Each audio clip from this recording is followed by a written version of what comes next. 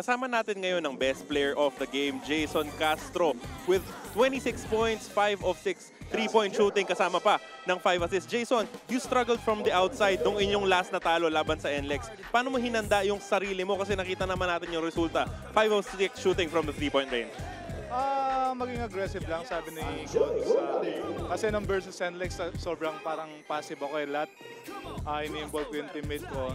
And then sabi niya, kapag open, tira mo lang. And then wag nang mag-isip. At the same time, yun, kapag nakuha mo na yung rating mo, that's the time na hanapin mo yung teammate mo.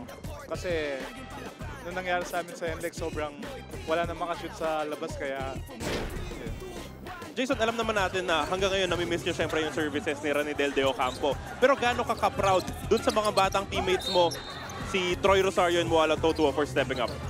Sobrang natutuwa kami kasi every game nakikita naman natin na nag-improve sila. At saka nagtatanong talaga sila kung paano mag-set ng screen, kung paano yung chemistry talaga.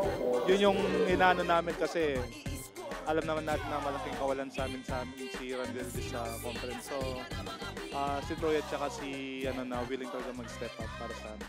May mga gusto ko bang batiyan, Jason? Yung mga taga-Pampanga lang, ay sa inyo lahat. Maraming salamat, Jason Castro, our best player of the game.